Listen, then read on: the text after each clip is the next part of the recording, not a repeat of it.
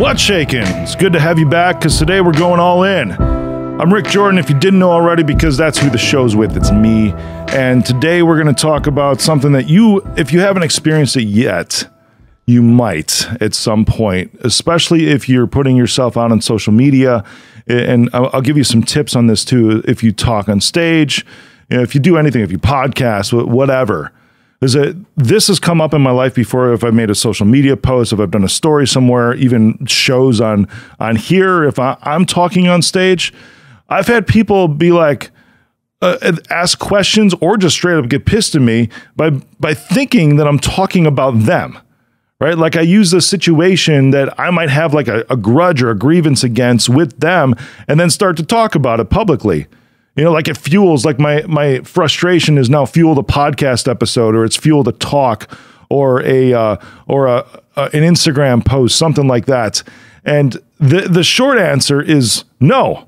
I never ever do a podcast episode or a talk on stage or any kind of Instagram post about any specific person ever. I never ever do that. Because I can separate those things. There might be a situation that happens, but I'm so removed from it that it just doesn't matter. I might use some things as an example sometimes, but with the situation, but never about a specific person. And I get the questions. It's like, you were talking about me, weren't you? I'm like, no. Or you posted that was about me. Or you just did that live. Yeah, I know you were talking about me. I know that's what you were talking about, because it's like, no, that's not. That's not ever this. And here's the thing. You will experience this probably a lot if you do any of these things. If you podcast, put any kind of personal brand out there whatsoever, whatever you do, you will experience this at some point to where people think that you're like railing them from one of these stages that you've created. Now, when I talk about stage, because podcast is kind of a stage, right? Social media is sort of a stage, or like the literal stage. They will think that you are railing them. And that, for starters, as I said, I never ever do that. I hope to God that you never do that either, because those are not the locations. Those are not the venues. Those are not the medium, the formats to express those things. You never want to air your dirty laundry. It's a lovely phrase. I've heard that before. You never want to air your dirty laundry on a social media post, on a stage, or on a podcast, anywhere at all. There's a phrase Michelle Obama used to say that I actually love a lot. And she said, when they go low, we go high, right? That's such something that has resonated with me over the past decade, ever since I heard her say that, because that's the way to approach these kinds of things, right? You deal with things privately and you encourage publicly. You deal with these things privately and encourage publicly. So anytime I'm talking about any situation, I will talk about my own life all day long, something that I did, whatever, but I am never talking about another person. And I want to encourage you to do the same. Now, when somebody comes to you and says one of these things and gets pissed at you, here's what you can do. First off, have compassion. The very first thing to do is to have compassion. Because the reason, and if you're listening now and you've had this and thought somebody has talked about you, I know what you're thinking. The reason why you think that person is talking about you, or why that person thinks that you're talking about them when they're coming to you with this, is because it's actually resonating with them. It's stirring up something inside of them that is frustrating, that maybe it's a trauma or something like that, or just a bad period of their life, or something that quite truthfully they are mad at themselves about. So now that you talked about it, they start to project that frustration with themselves onto you. It's a very human thing to do. It's a sucky thing to do, but it's a very human thing to do. So the first thing is to have compassion for that person, because they are obviously going through something that is causing them to feel this way, because it is resonating with them. Whatever you said is resonating with them. So just in that moment, you can be there for them. Of course, assure them, be like, hey, man, I'm sorry, but that's just not the case, because I don't do that. Now, what's going on in your life? How can I help you?